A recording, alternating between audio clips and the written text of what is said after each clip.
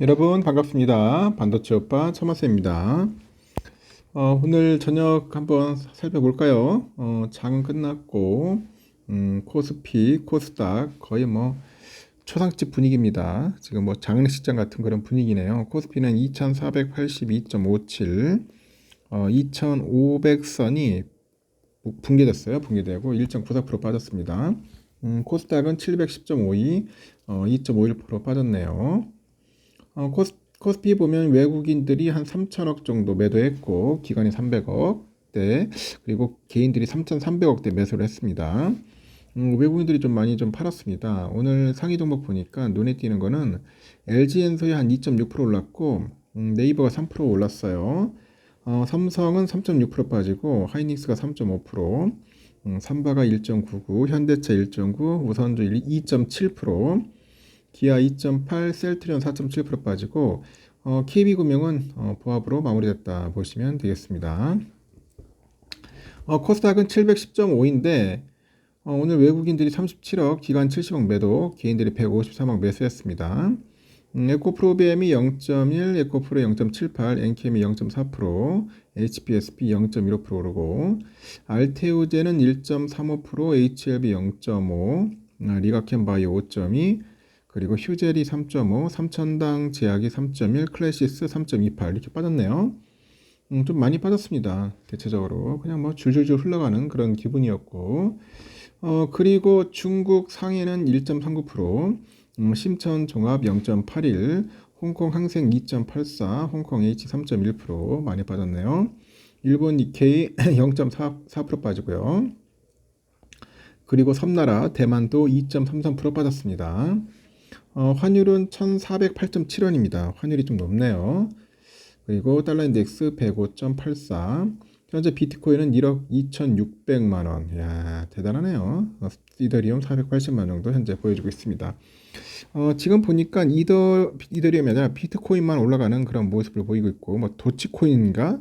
이것도 꽤 높네요. 하여튼 코인이 너무 많이 올라가지고 지금 코인 쪽으로 돈이 상당히 몰린다. 뭐 그런 이야기들이 있더라고요. 미국 증시가 대선 후 랠리를 이어가면서 11일 S&P 500 지수가 사상 처음으로 이제 6천 그 위에서 마감을 했잖아요. S&P 500은 올해 2월 9일 그 처음으로 5,000선이죠.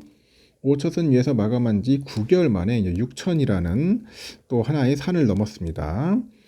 다우 지수도 사상 처음으로 44,000 위에서 거래를 마쳤는데 하여튼 새로운 장을 열었습니다.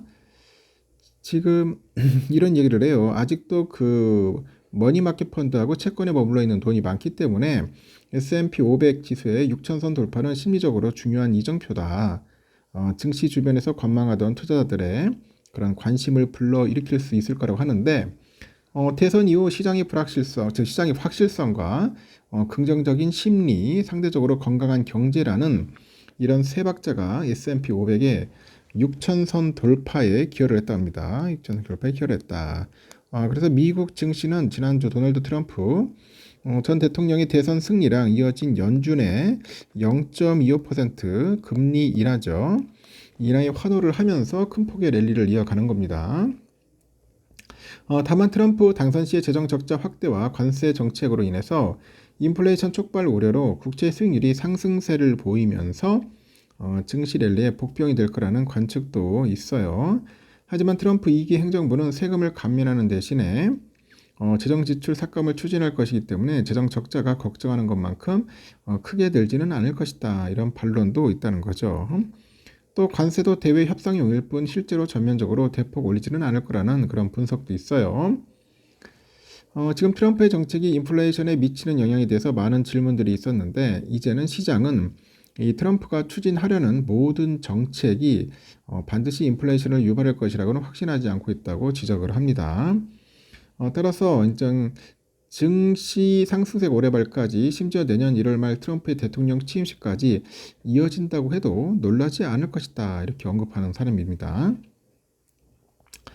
S&P 500 지수가 앞으로 2달 안에 6천 중반대까지 충분히 오를 수 있다고 생각을 하는데 이 트럼프가 대통령으로 취임한 이후에는 재정 적자를 너무 많이 늘리지 않으면서 어떻게 세금을 낮출 수 있을 것인지 이 투자자들이 주목을 해야 할 거라는 겁니다. 그래서 이 어려운 문제가 해결돼야 할 것이다 이렇게 밝혀요. 미국 증시가 지난해에 이어서 올해도 두 자릿수의 상승세를 이어오면서 일각에서는 과열 또는 버블 우려가 제기되고 있죠. 반면에 과거 강세장에 비춰볼 때 현재 강세장은 아직 유아기일 뿐이다 이런 분석도 있던데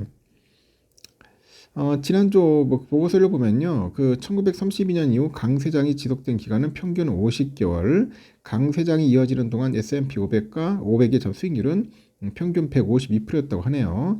하지만 22년 10월부터 시작된 현재 강세장은 25개월째 이어지고 있다. 25개월째 이어지고 있답니다. 그 총 수익률이 65%로 더 지속될 여지가 있다 이렇게 지적을 합니다. 트럼프의 대선 승리와 공화당의 상하원 동시 장악은 감세와 규제 완화에 대한 정책 기대감을 높여서 증시를 더 높이 끌어올릴 수 있다고 주장을 하는 거죠. 공화당은 11일에 상원에 이어서 하원에서도 과반 이상의 의석을 차지한 것으로 확인이 되네요.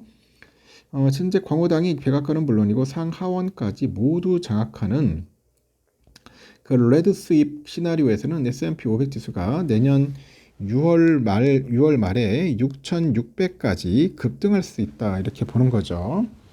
이외에도 오펜하이머의 전략가는 그 보고서에서 대선의 불확실성이 제거됐다. 올해 말에 S&P 500 지수의 목표치를 기존 5,900에서 6,200으로 상향 조정했다고 합니다. 올해 말 S&P 500 지수 목표치 가운데 가장 높은 거죠. 다만 CT의 스콧 크로너튼 이런 얘기를 하네요. S&P 500의 연말 목표치를 6,100으로 낙관하고 있는데 대선 이후에 과열로 S&P 500이 6,100을 넘어선다면 주식 비중을 낮춰라 권고를 합니다.